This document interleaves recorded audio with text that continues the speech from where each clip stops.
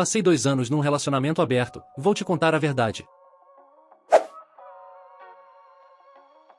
A confissão que eu vou fazer hoje vai ser muito difícil pra mim. Não porque eu tenha vergonha de tudo o que aconteceu, mas porque contar isso direito significa admitir coisas sobre mim mesmo que eu preferia não admitir. Vou tentar ser honesto do começo ao fim. Sem me fazer de vítima, sem me fazer de vilão. Do jeito que foi.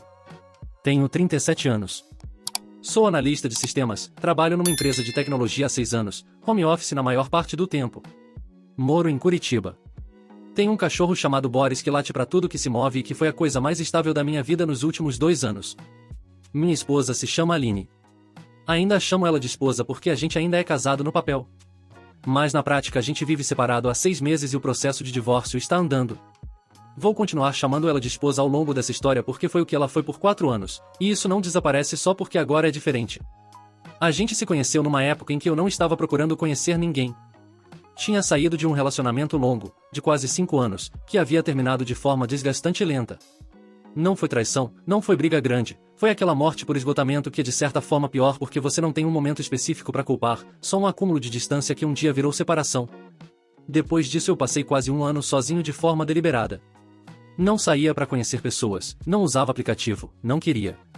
Precisava de tempo para ser só eu mesmo sem ter que negociar nada com ninguém. Conheci a Aline numa situação completamente banal. Estava numa fila de banco, num sábado de manhã, daquelas filas que andam tão devagar que você começa a ter conversas com desconhecidos só para passar o tempo. Ela estava na minha frente reclamando baixinho do sistema que tinha caído de novo. Eu concordei. A gente começou a conversar. Ficamos na fila por 40 minutos e quando chegou a vez dela eu percebi que tinha passado esse tempo sem olhar para o celular uma vez, o que era incomum para mim. Ela era professora universitária, lecionava sociologia, era de São Paulo mas havia se mudado para Curitiba 2 anos antes por causa de uma vaga numa federal. Tinha 32 anos na época, era direta, falava o que pensava sem rodeio, tinha um humor seco que eu achei imediatamente interessante. A gente trocou contato ali na calçada na frente do banco. Ela perguntou se eu queria tomar um café algum dia. Eu disse que queria. Nos encontramos uma semana depois. Depois disso ficou difícil parar. Namoramos por 1 ano e meio antes de casar. Foi um namoro bom, com as complicações normais de 2 pessoas que têm personalidades fortes tentando construir algo junto. A gente brigava às vezes, principalmente sobre coisas de rotina, mas a base era sólida. Pelo menos eu achava que era. Casamos numa cerimônia pequena, só família próxima e amigos de confiança. Sem frescura, sem banquete caro, uma festa num sítio de um amigo que durou até de madrugada e que foi uma das melhores noites que eu lembro. Os 2 primeiros anos de casamento foram bons. Não perfeitos, casamento nenhum é perfeito, mas bons de verdade. A gente tinha uma dinâmica que funcionava. Ela com o trabalho na universidade, eu com o home office, fins de semana com os amigos, viagens quando dava. E então entrou o 3º ano. O 3º ano foi quando a Aline começou a mudar de um jeito que eu percebi mas não soube nomear de imediato.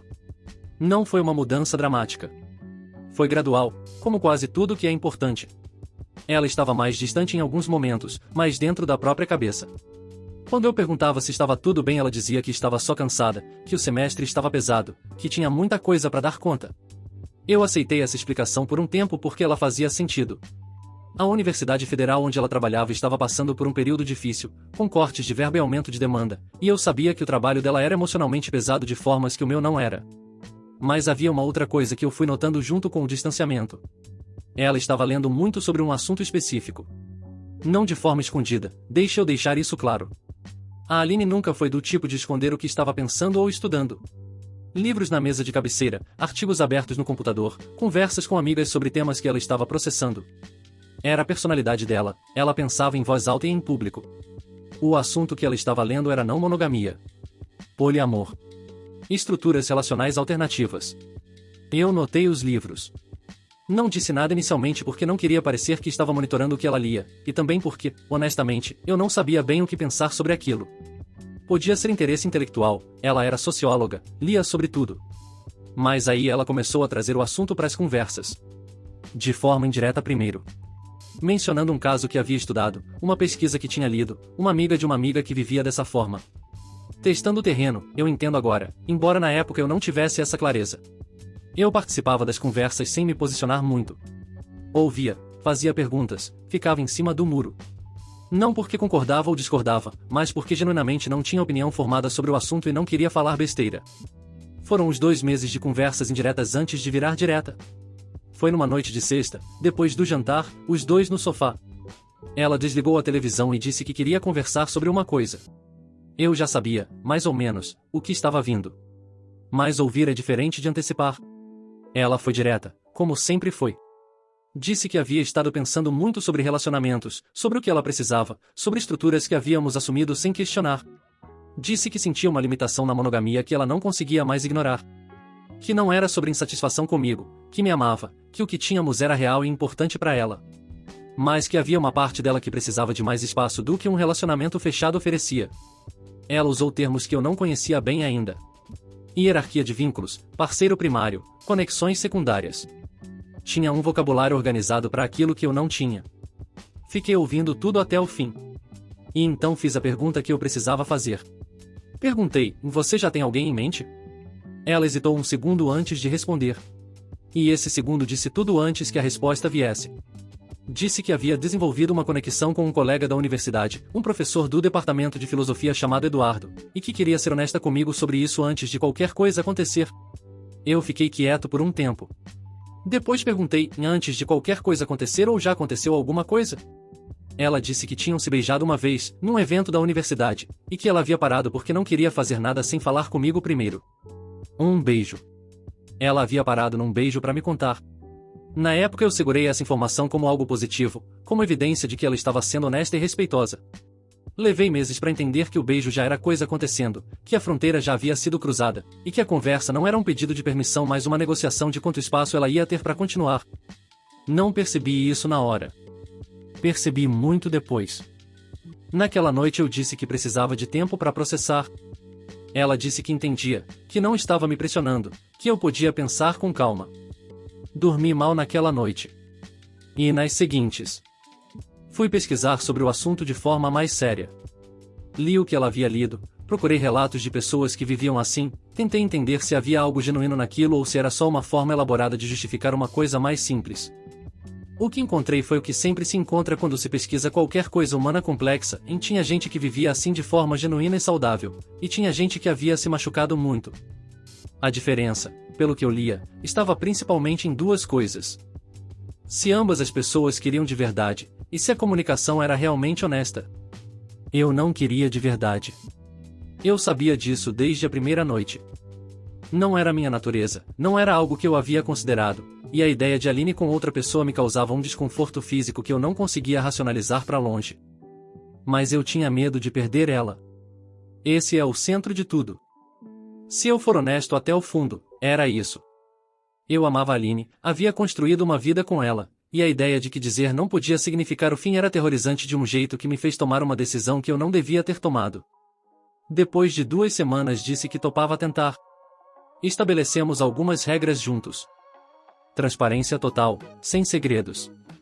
A nossa relação como prioridade. Comunicação aberta se alguém ficasse desconfortável. Coisas que pareciam sólidas quando a gente as combinava numa tarde de domingo com café na mesa. Parecia adulto. Parecia maduro. Parecia que eu estava fazendo a escolha certa. Não estava. As primeiras semanas foram estranhas, mais suportáveis porque na prática nada havia mudado ainda. A Aline e o Eduardo continuavam se vendo na universidade, mas ela dizia que estavam indo devagar, que estavam conversando bastante antes de qualquer outra coisa. Eu ficava em casa com o Boris tentando não pensar muito. Depois de umas 3 semanas ela me contou que havia saído com ele para jantar. Um jantar, só os dois, num restaurante no centro. Me contou quando chegou em casa, de forma tranquila, como a gente havia combinado que faria. Eu disse que tudo bem. Fui passear com o Boris às 11 da noite porque precisava de ar e não queria que ela visse minha expressão. Esse virou o padrão. Ela contava, eu dizia que estava bem, ia passear com o Boris ou ficava no escritório fingindo trabalhar até conseguir reorganizar o rosto. O Eduardo era professor de filosofia, 41 anos, separado, sem filhos. Eu nunca o encontrei pessoalmente durante todo aquele período. Sabia como ele era pela foto do perfil da universidade que eu havia procurado uma vez, numa madrugada em que não estava conseguindo dormir, e havia ficado olhando para aquela foto por mais tempo do que devia. Era uma pessoa comum. Não era o que eu esperava, embora eu não soubesse bem o que esperava. Eu tentei, de verdade tentei, funcionar dentro daquilo. Conversei com alguns amigos de forma genérica, sem contar os detalhes, só testando reações. A maioria ficou em silêncio constrangido ou mudou de assunto. Um amigo meu, o Rodrigo, disse uma coisa direta que ficou na minha cabeça: você quer isso ou está aceitando porque tem medo do que acontece se não aceitar? Eu disse que estava processando. Ele disse que processando não era a resposta. Tinha razão. Mas eu não estava pronto para dar a resposta real. 2 meses depois do início daquilo eu decidi tentar o outro lado. Não porque queria, mas porque havia uma lógica no meu raciocínio de que talvez entender o que ela sentia me ajudasse a lidar melhor. Ou talvez fosse só uma forma de me sentir menos desequilibrado na situação. Criei um perfil num aplicativo de relacionamento. Conversei com algumas pessoas.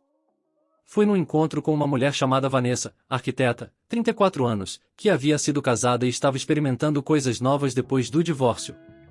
O encontro foi ok. Ela era agradável, a conversa fluiu. Mas eu não estava presente de verdade. Ficava me perguntando o que a Aline estava fazendo naquele momento, se estava com o Eduardo, se aquilo que eu estava fazendo fazia algum sentido ou se eu estava só me enrolando mais. Não marquei um segundo encontro. Deletei o aplicativo 2 dias depois.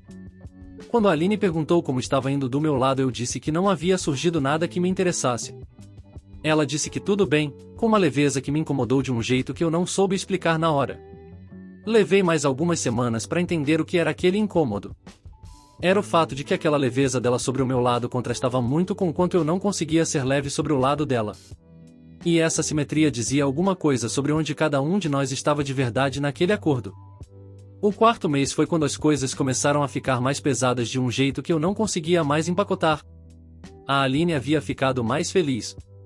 Não de forma ofensiva, não de forma que ela exibisse, mas eu a conhecia bem o suficiente para notar. Havia uma leveza nela que eu não via há algum tempo, uma energia diferente, e eu sabia de onde vinha. E eu havia ficado mais fechado. Dormia pior, estava mais irritável no trabalho, tinha perdido interesse em coisas que antes me davam prazer. Videogame, que era uma coisa que eu fazia para relaxar, ficou meses sem ligar. Lia menos. Saía menos. O Boris ficava mais perto de mim nesses períodos. Cachorros percebem. Num sábado de tarde a Aline disse que ia sair com o Eduardo, que iam visitar uma exposição no museu e jantar depois. Me contou de manhã, com aquela transparência que havíamos combinado. Eu disse que estava bem. Ela saiu às 2 da tarde. Chegou às 11 da noite. 9 horas. Eu fiquei em casa por 9 horas tentando trabalhar, tentando assistir alguma coisa, tentando não calcular mentalmente o que cabia em 9 horas de exposição e jantar. Quando ela chegou eu estava no sofá com o Boris e o televisor ligado em alguma coisa que eu não estava assistindo. Ela chegou bem-humorada, me contou sobre a exposição, sobre a conversa que tinham tido no jantar. Eu ouvi com uma atenção que era completamente falsa. Depois que ela foi dormir eu fiquei no sofá por mais 1 hora sem fazer nada. E pensei, eu não aguento mais isso. Mas não falei nada. Porque havia uma parte de mim que ainda achava que ia me adaptar. Que o problema era eu, a minha insegurança, a minha incapacidade de ser a pessoa aberta e evoluída que aquele modelo de relacionamento parecia exigir. Que se eu trabalhasse mais nisso, se eu fosse mais flexível, se eu parasse de me apegar a estruturas antigas, ia ficar mais fácil. Continuei fingindo por mais 4 meses. 4 meses em que eu disse que estava bem mais vezes do que consigo contar. 4 meses em que eu ouvi sobre o Eduardo com uma expressão neutra que eu havia aperfeiçoado ao ponto de ser quase automática. 4 meses em que eu ia passear com o Boris em horários estranhos porque precisava de um lugar onde ninguém esperava que eu estivesse bem. E foi num desses passeios que eu tomei uma decisão. Era uma quarta-feira à noite, umas 10 horas, eu e o Boris numa praça perto de casa. Estava frio, tinha pouca gente. Eu estava sentado num banco enquanto ele farejava tudo ao redor. E eu pensei, de forma muito clara e muito simples, eu não quero mais isso. Não foi uma revelação dramática. Foi uma clareza silenciosa que chegou depois de meses de confusão. Como quando você fica tanto tempo tentando enxergar alguma coisa no escuro que quando a luz acende você fica uns segundos piscando antes de conseguir ver direito. Eu não queria aquilo. Nunca tinha querido. Havia entrado por medo e havia ficado por teimosia e por uma narrativa que eu havia construído na minha cabeça de que o problema era minha falta de evolução. Mas o problema não era evolução. Era a compatibilidade. E eu havia levado muito tempo para separar uma coisa da outra. Voltei para casa. A Aline estava lendo na sala. Eu sentei na cadeira em frente ao sofá onde ela estava e disse que precisávamos conversar. Ela fechou o livro e me olhou. E eu contei tudo. Contei que havia aceitado o relacionamento aberto por medo de perder ela e não porque era o que eu queria. Contei que havia passado meses fingindo que estava bem quando não estava. Contei sobre os passeios do Boris às 11 da noite, sobre o televisor ligado sem eu assistir, sobre a expressão neutra que havia aprendido a colocar quando ela falava do Eduardo. Contei que eu havia tentado de verdade. Que não estava dizendo que ela estava errada em querer o que queria. Mas que o que ela precisava e o que eu precisava não eram compatíveis, e que eu havia demorado muito para dizer isso porque tinha medo do que significava. Ela ouviu tudo sem interromper. A Aline sempre foi boa nisso, em ouvir de verdade. Quando eu terminei, ela ficou em silêncio por um tempo. Depois disse, eu sabia que não estava bem. Eu disse, eu sei que você sabia. Ela disse que havia esperado que eu falasse quando estivesse pronto. Que não havia querido empurrar porque achava que eu precisava chegar lá no meu tempo. Isso ficou em mim de um jeito complicado. Porque por um lado era considerado. Por outro lado, havia algo naquilo de conveniente, de que enquanto eu não falava ela podia continuar como estava sem precisar fazer escolhas difíceis. Não disse isso para ela naquela noite. Disse depois, numa das muitas conversas que vieram nas semanas seguintes. Porque aquela primeira conversa não resolveu nada. Foi só a abertura para um período longo e difícil de tentar entender o que a gente queria fazer com o casamento. Ela disse que amava e que não queria terminar. Disse que podia abrir mão do relacionamento aberto se isso era o que era necessário para a gente continuar. E aí veio a parte mais difícil de tudo. Porque eu tinha esperado tanto tempo por essa fala. Havia imaginado que se ela dissesse isso eu ia sentir alívio, ia sentir que tudo podia voltar ao que era antes. Mas quando ela disse eu não senti alívio. Senti uma coisa estranha, quase como tristeza, que eu levei alguns dias para entender. O que eu entendi foi o seguinte, durante os meses que eu havia fingido que estava bem, alguma coisa havia mudado entre nós de um jeito que não voltava só porque ela abria a mão do Eduardo. O distanciamento que eu havia instalado para me proteger havia criado um espaço que eu não sabia mais como preencher. E havia uma desconfiança nova, não de traição no sentido físico, mas de que ela havia querido algo que eu não podia dar e havia conseguido, e que isso podia voltar de alguma forma. Tentamos por 3 meses depois daquela conversa. Terapia de casal, conversas longas, esforço genuíno dos dois. Mas havia uma coisa que eu não conseguia deixar para trás. Uma imagem que ficou na minha cabeça e que eu não conseguia apagar por mais que tentasse. Era a imagem dela chegando às 11 da noite depois de 9 horas fora, com aquele brilho, e eu no sofá fingindo assistir televisão. Essa imagem voltava nos momentos errados. No meio de um jantar bom, no meio de uma conversa que estava fluindo. Ela voltava e criava uma distância que eu não conseguia controlar. A terapeuta disse que era uma questão de tempo e de trabalho. Que cicatrizes demoram. Pode ser que ela tivesse razão. Mas em algum ponto eu e a Aline chegamos, separadamente depois juntos, na conclusão de que o esforço que seria necessário para reconstruir aquilo talvez fosse maior do que o que os dois tinham disponível. Não foi uma decisão raivosa. Foi uma decisão triste, que é de certa forma pior. A gente conversou numa tarde de domingo, com café na mesa igual àquela tarde em que havíamos combinado as regras do relacionamento aberto, e chegamos ao fim. Não houve gritos. Não houve acusações. Houve um silêncio longo depois que a palavra divórcio entrou na conversa, e depois desse silêncio cada um ficou com seus próprios pensamentos por um tempo antes de voltar a falar. Ela se mudou 2 semanas depois. Ficou num apartamento que uma amiga tinha disponível enquanto procurava um lugar. O Boris ficou comigo porque ele sempre foi mais meu, e porque a Aline sabia que separá-lo de mim seria cruel de uma forma que ela não queria ser. Os primeiros meses depois que ela foi embora foram silenciosos de um jeito que eu não estava preparado. Não o silêncio tranquilo de quem mora sozinho por escolha. O silêncio de quem está acostumado com a presença de alguém e de repente essa presença não está mais lá. O Boris ajudou.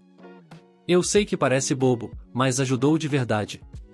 Acordar e ter alguém que precisa de você, que fica feliz quando você aparece, que não tem nenhuma camada de complicação humana, é uma coisa pequena que às vezes é o suficiente para sair da cama. Conversei com um psicólogo por alguns meses. Não para processar o divórcio em si, mas para entender por que eu havia ficado tanto tempo numa situação que eu sabia que estava me fazendo mal. O que encontramos nessas conversas era mais antigo do que o relacionamento com a Aline, era um padrão de calar o próprio desconforto para preservar o que tinha, que vinha de bem antes. Isso foi mais útil do que qualquer coisa. Hoje faz 6 meses que a Aline foi embora e o processo de divórcio está quase finalizado. A gente se fala às vezes, sobre questões práticas do processo, e é uma conversa cordial sem calor. Não tenho raiva dela. Tenho uma tristeza que vai diminuindo aos poucos, mas que ainda está lá. Ela e o Eduardo continuam se vendo, pelo que eu ouço indiretamente. Não sei os detalhes e não quero saber. O que eu carrego desse período não é simples de resumir. Carrego a certeza de que dizer não desde o começo teria sido mais honesto e provavelmente menos doloroso para nós dois do que 2 anos de uma tentativa que eu sabia, lá no fundo, que não ia funcionar. Carrego também o entendimento de que o problema não era o relacionamento aberto em si. Era a incompatibilidade entre o que ela precisava e o que eu precisava, e o quanto os dois demoramos para enfrentar isso de frente. E carrego uma coisa que é mais difícil de dizer sem soar como vitimização, mas que é verdade. Eu me perdi um pouco naquele período. Não de forma dramática, não de forma irreversível. Mas havia uma versão de mim que sabia o que queria e que não tinha medo de dizer, e essa versão ficou quieta por 2 anos enquanto eu tentava me encaixar em algo que não era meu. Recuperar essa versão foi o trabalho mais importante que fiz depois que tudo acabou. Ainda estou nesse trabalho. O Boris está dormindo no meu pé enquanto eu escrevo isso. Ele não sabe de nada do que aconteceu. Só sabe que eu estou aqui, que tem ração no pote, e que amanhã tem passeio. Às vezes eu acho que ele é mais esperto do que parece.